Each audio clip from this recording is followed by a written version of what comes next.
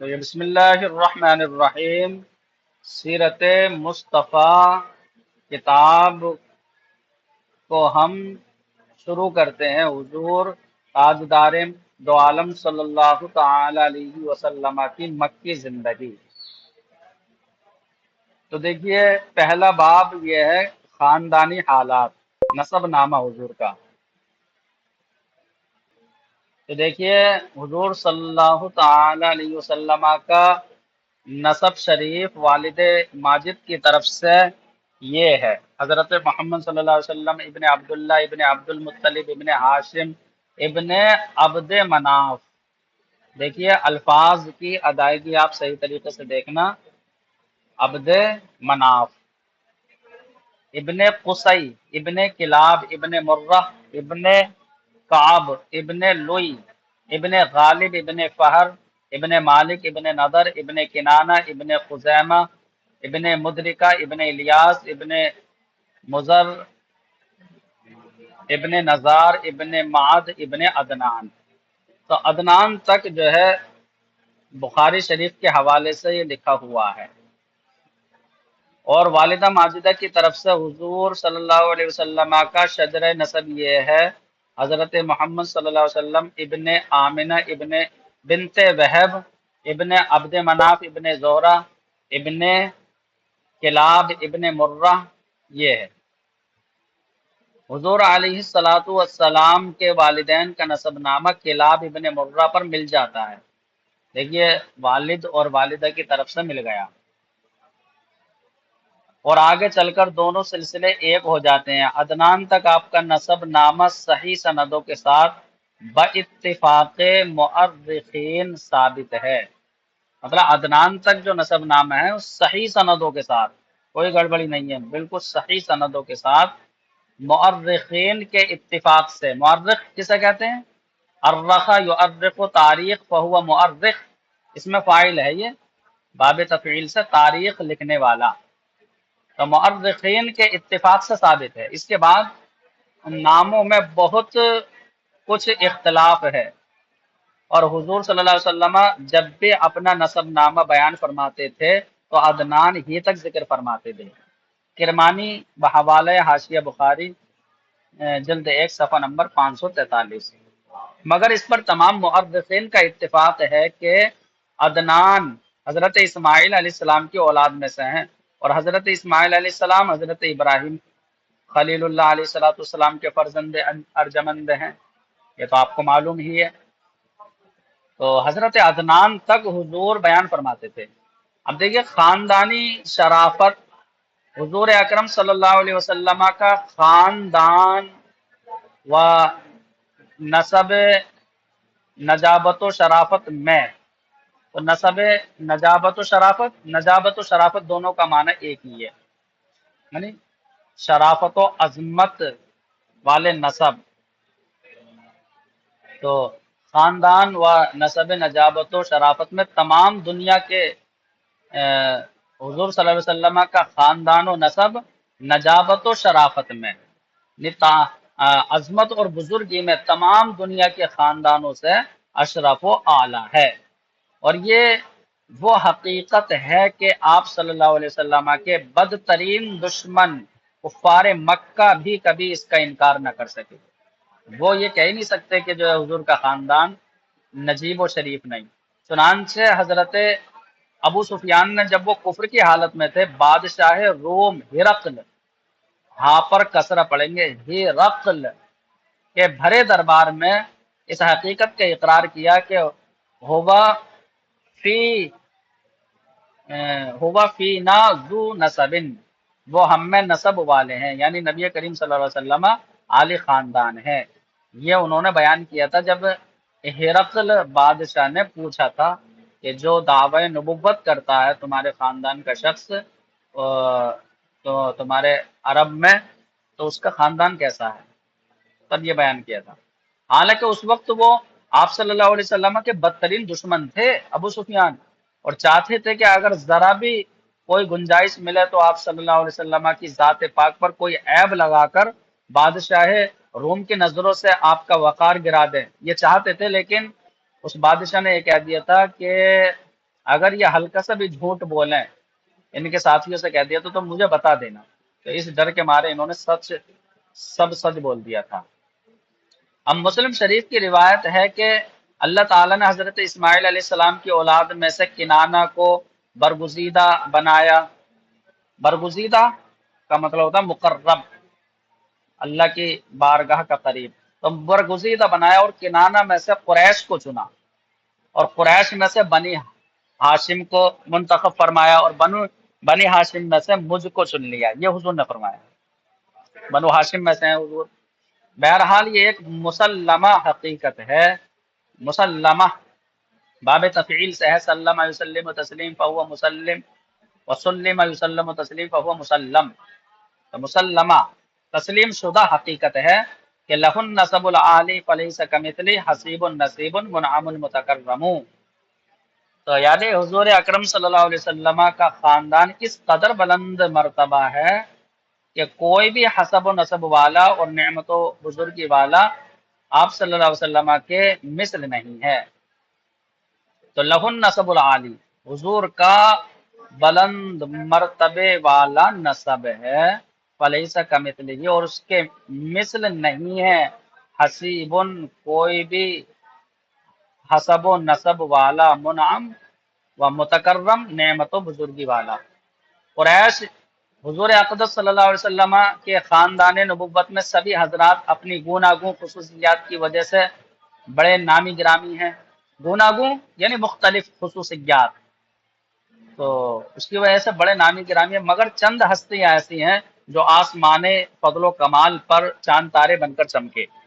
مطلب فضل و کمال کے آسمان پر چاند تاروں کی طرح وہ چمکے. ان با کمال میں سے فہر ابن مالک بھی ہیں. ان کا لقب قریش ہے، اور ان کے اولاد قریشی یا قریش کہلاتی ہے. فہر ابن مالک. اب فہر ابن مالک قریش اس لیے کہلاتے ہیں کہ قریش، دیکھیے وجہ تسمیہ یہ ہمیں یاد رکھنا ہے کہ قریش کی وجہ تسمیہ کیا ہے، قریش کیوں کہتے ہیں. تو قریش ایک سمندری جانور کا نام ہے جو بہت ہی طاقتور ہوتا ہے، وہ سمندری جانوروں کو کھا ڈالتا ہے. یہ تمام جانوروں پر ہمیشہ غالب ہی رہتا ہے، کیونکہ جو قوی اور مضبوط ہوتا ہے وہ تمام پر غالب رہتا، کبھی مغلوب نہیں ہوتا. چنانچہ فہر ابن مالک اپنی شجاعت اور خدا داد طاقت کی بنا پر، اپنی بہادری اور خدا داد یعنی اللہ کی دی ہوئی طاقت کی بنا پر تمام قبائل عرب پر غالب تھے. اس لیے تمام اہل عرب ان کو قریش کے لقب سے پکارنے لگے. اب قریش کی وجہ تسمیہ میں معلوم ہو گئی. چنانچہ اس بارے میں شمرخ ابن عمرو حمیری، کیا ہے، شمرخ ابن عمرو حمیری کا شعر بہت مشہور ہے. وقریش ہی التی تسکن البحر بہا سمیت قریش قریشا.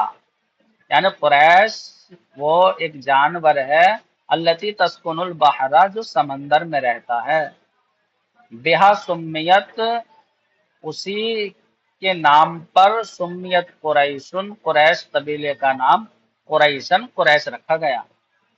تو اسی کے نام پر قبیلہ قریش کا نام قریش رکھ دیا گیا. زرقانی علی المواہب اللدنیہ کے حوالے سے ہے. حضور صلی اللہ علیہ وسلم کے ماں باپ دونوں کا سلسلہ نسب فہر ابن مالک سے ملتا ہے. اس لیے حضور اکرم صلی اللہ علیہ وسلم ماں باپ دونوں کی طرف سے قریشی ہیں. تو یہ تو قریش کنہیں کہتے ہیں قریشی، اور قریش کون تھے، کن کا لقب تھا، اس پر گفتگو ہو گئی. اب ہاشم، یہ حضور صلی اللہ علیہ وسلم کے پردادا ہاشم بڑی شان و شوکت کے مالک تھے. ان کا اصلی نام عمرو تھا. انتہائی بہادر، بے حد سخی اور اعلیٰ درجے کے مہمان نواز تھے. ایک سال عرب میں بہت سخت قحط پڑ گیا. قحط کا مطلب وہی بارش وغیرہ نہ ہونا، سوکھا پڑ گیا، اور لوگ دانے دانے کو محتاج ہو گئے. تو یہ ملک شام سے خشک روٹیاں خرید کر حج کے دنوں میں مکہ پہنچے، اور روٹیوں کا چورا کر کے اونٹ کے گوشت کے شوربے میں سرید بنا کر، یعنی اونٹ کے گوشت کے شوربے میں روٹیاں چوڑ لیتے ہیں تو اسے سرید بولتے ہیں. سرید بنا کر تمام حاجیوں کو خوب پیٹ بھر کر انہوں نے کھلایا. اس دن سے لوگ ان کو ہاشم ہاشم یعنی روٹیوں کا چورا کرنے والا، ہاشم اس میں فاعل ہے، تو ہاشم کہنے لگے سب لوگوں نے سنو، چونکہ یہ عبد مناف کے سب لڑکوں میں بڑے اور باصلاحیت تھے، اس لیے عبد مناف کے بعد کعبے کے متولی اور سجادہ نشین یہی ہوئے ہاشم، اور یہ بہت حسین و خوبصورت اور وجیح تھے۔ وجیح کسے کہتے ہیں؟ وجہن سے بنا ہے، مطلب اچھی صورت والے، باروب، جن کا چہرہ جو ہے چہرہ باروب ہوتا ہے، اسے وجیح بولتے ہیں، خوبصورت۔ جب سن شعور کو پہنچے، سن شعور کا مطلب یعنی جب شعور کی عمر کو پہنچے، جب انہیں کچھ سمجھ آنے لگا، سن شعور، جب بچہ جو ہے سمجھدار ہوتا ہے اسے بولتے ہیں۔ سن شعور کو پہنچے تو ان کی شادی مدینے میں قبیلہ خزرج کے ایک سردار عمر کی صاحبزادی سے ہوئی۔ مراد یہ جب بالغ ہو گئے تو ان کی شادی ہوئی، جن کا نام سلمہ تھا، اور ان کے صاحبزادے عبد المطلب مدینہ ہی میں پیدا ہوئے، چونکہ ہاشم 25 سال کی عمر پا کر ملک شام کے راستے میں بمقام غزہ انتقال کر گئے، اس لیے عبد المطلب مدینہ ہی میں اپنے نانا کے گھر پلے بڑھے۔ اب مدینے میں حضرت عبد المطلب مدینہ میں اپنے نانا کے گھر، اس کا مطلب حضور کے دادا کا ننیحال مدینہ تھا، اور جب 7 یا 8 سال کے ہو گئے تو مکہ آ کر اپنے خاندان والوں کے ساتھ رہنے لگے تھے۔ حضرت عبد المطلب یہ حضور کے دادا، حضور اقدس صلی اللہ علیہ وسلم کے دادا عبد المطلب کا اصلی نام شیبہ ہے۔ یہ بڑے ہی نیک نفس اور عابد و زاہد تھے، غار ہرا میں کھانا پانی ساتھ لے کر جاتے، اور کئی کئی دنوں تک لگاتار خدا عز و جل، عز و جل، تو عز جل دونوں فعل ماضی ہے، تو خدا عز و جل کی عبادت میں مصروف رہتے۔ رمضان شریف کے مہینے میں اکثر غار ہرا میں اعتکاف کیا کرتے تھے، خدا عز و جل کے دھیان میں گوشہ نشین رہا کرتے تھے۔ رسول اللہ صلی اللہ علیہ وسلم کا نور نبوت ان کی پیشانی میں چمکتا تھا، کیونکہ وہ حضور کا نور تھا، اور ان کے بدن سے مشک کی خوشبو آتی تھی۔ اہل عرب خصوصاً قریش کو ان سے بڑی عقیدت تھی۔ مکہ والوں پر جب کوئی مصیبت آتی یا قحط پڑ جاتا تو لوگ عبد المطلب کو ساتھ لے کر پہاڑ پر چڑھ جاتے، اور بارگاہ خدا بندی میں ان کو وسیلہ بنا کر دعا مانگتے تھے، تو دعا قبول ہو جاتی تھی، تو کیونکہ نور محمدی پیشانی میں جلوہ بار تھا۔ یہ لڑکیوں کو زندہ درگور کرنے سے لوگوں کو بڑی سختی کے ساتھ روکتے تھے، اور چور کا ہاتھ کاٹ ڈالتے تھے۔ تو جو شریعت میں، شریعت محمدی میں بھی دیکھیے یہ ہے کہ جو چور کا دائیں ہاتھ کاٹ دیا جائے، اگر ہاں، اپنے دسترخوان سے پرندوں کو بھی کھلایا کرتے تھے، اس لیے ان کا نام ان کا لقب مطعم الطیر، پرندوں کو کھلانے والا، یہ ہے۔ تو شراب اور زنا کو ہاں، شراب اور زنا کو حرام جانتے تھے، اور عقیدے کے لحاظ سے موحد تھے۔ وحد یوحد توحید فہو موحد، یہ باب تفعیل سے اسم فاعل ہے، توحید پرست، اللہ کو ایک ماننے والے۔ زمزم شریف کا کنواں جو بالکل پٹ گیا تھا، آپ ہی نے اس کو نئے سرے سے کھدوا کر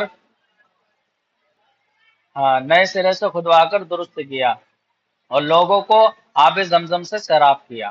تو پٹ گیا تھا بالکل کنواں، انہوں نے دوبارہ اسے کھدوایا، حضرت عبد المطلب نے۔ آپ بھی کعبے کے متولی اور سجادہ نشین ہوئے۔